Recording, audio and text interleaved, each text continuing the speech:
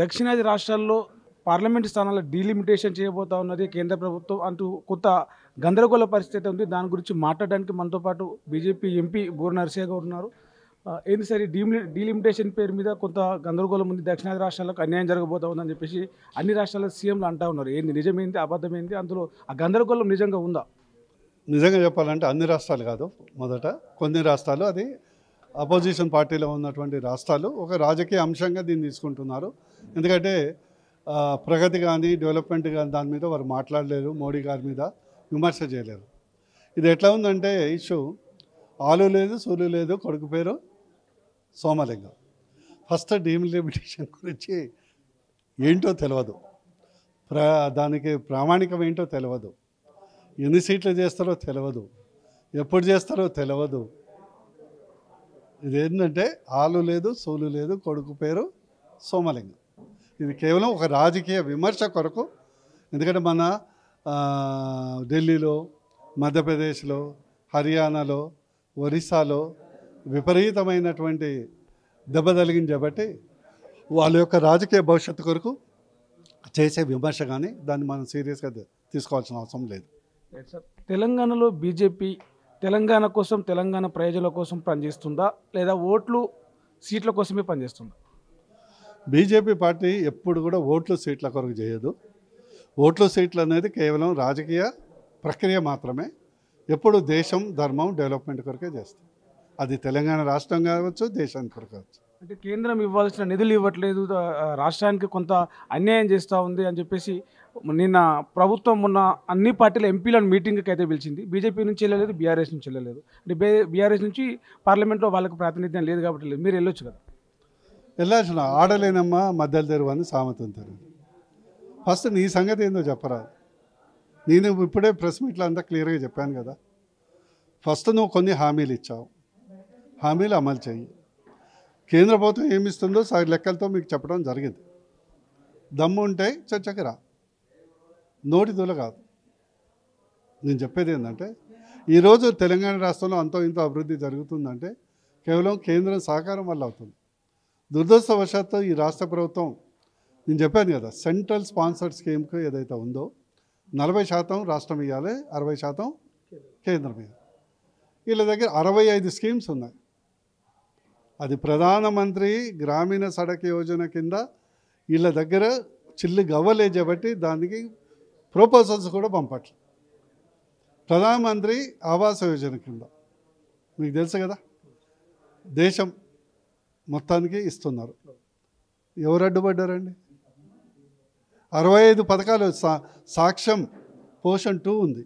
ఈరోజు పిల్లలు ఫుడ్ లేక చనిపోతున్నారు. నిజమే కదా? కేంద్ర ప్రభుత్వం ఇస్తుంది 60%, 40% నీ దగ్గర డబ్బులు. గురుకుల పాఠశాలని 3 దశకి తీసుకొచ్చావు.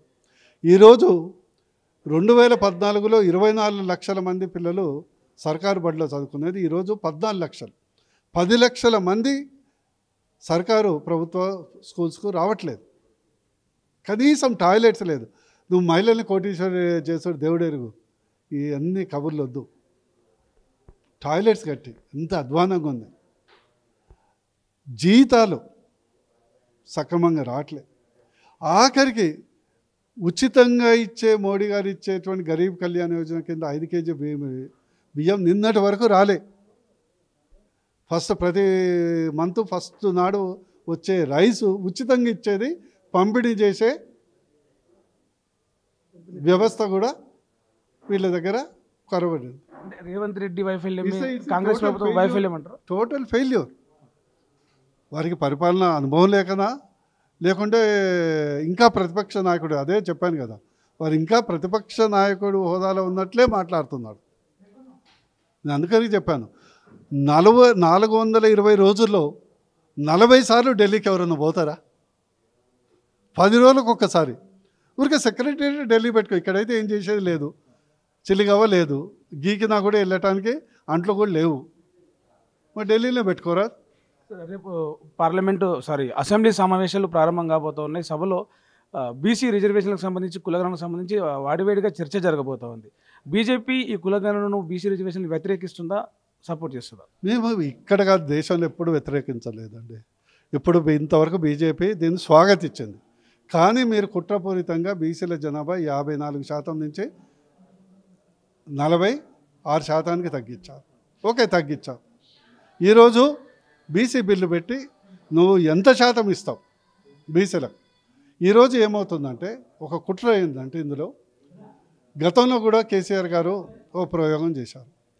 ఎస్టీ రిజర్వేషన్తో ముస్లిం రిజర్వేషన్తో కలిపి పంపిస్తే అది ఎవరు ఒప్పుకోరు కదా. ఈ బీసీతోని కూడా నువ్వు ఇవ్వు, ముస్లింకి ఇస్తే ఇచ్చుకో, నీ ఇష్టం. అది రాజ్యాంగబద్ధంగా ఉంటుందా లేదా అది తర్వాత కోర్టులో అవి చూసుకుంటాయి. బీసీలకు నువ్వు 42 ఇస్తావా, 32 ఇస్తావా, 44 ఇస్తావా, మొండి చెయ్యి ఇస్తావా? స్పష్టత ఇంతవరకు నీకు లేదు. కేవలం కుట్రపూరితంగా రాజకీయాలు ఎక్కువ రోజు చేయలేవు. అందుకొరకు ఇప్పటికైనా మోడీ గారిని ఆదర్శంగా తీసుకొని వారి ఎన్ని కష్టాల మధ్యలో 10 సంవత్సరాలు యూపీఏ ప్రభుత్వం ఉంది. అప్పుడు ఎన్ని కష్టాల మధ్యలో దాదాపు 15 సంవత్సరాలు యూపీఏ ప్రభుత్వం ఉంది. ఎన్ని కష్టాల మధ్యలో గుజరాత్ను డెవలప్ చేసారో చూసి నేర్చుకొని మాట్లాడితే తక్కువ చేసి చేతలు సెంటర్తో కొలాబరేట్ చేసి అందుకొరకు డీలు వదిలిపెట్టి సీలు తీసుకోమని చెప్పిన. సార్, రాహుల్ గాంధీ మొన్న గుజరాత్తో మాట్లాడుతూ అన్నాడు కాంగ్రెస్ పార్టీలో అక్కడక్కడ బీజేపీ కోవర్ట్లు ఉన్నారని చెప్పేసి. తెలంగాణ కాంగ్రెస్ పార్టీలో కూడా మీ కోవర్ట్లు ఉన్నారా?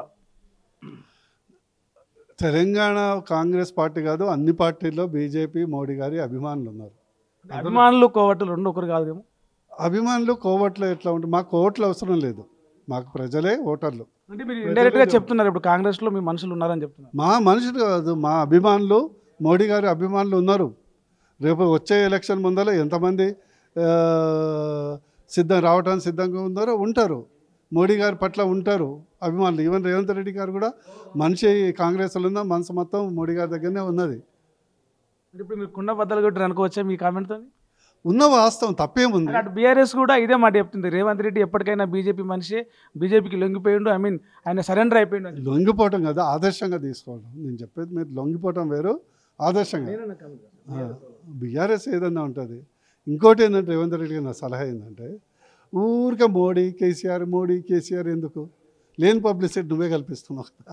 అంటే రీసెంట్గా మోడీ బాగానే చేస్తున్నాడు మాకు, కానీ రాష్ట్రంలో బీజేపీ ఎంపీలు 2 కేంద్ర మంత్రులు మాకు అడ్డుపడుతున్నారు రాష్ట్ర అభివృద్ధికి అని. అదే కదా నేను చెప్పేది.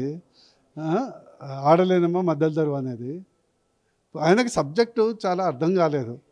మాలాంటి విఘ్నుల్ని, కొద్దిగా సబ్జెక్ట్ తెలిసిన వాళ్ళని పార్టీలకు అతీతంగా కొన్ని సలహాలు తీసుకొని ఈ పొలిటికల్ కామెంట్స్ ఎలక్షన్ వరకు దాచిపెట్టుకొని మరి ఆ ఎలక్షన్ వరకు వారు ఏ పార్టీలు ఉంటారా, సొంత పార్టీ పెట్టుకుంటారా, ఇంకా స్పష్టత లేదు కాబట్టి ఉంచుకుంటే రాష్ట్రం నాదేంటంటే రాష్ట్రం నష్టపోవద్దని.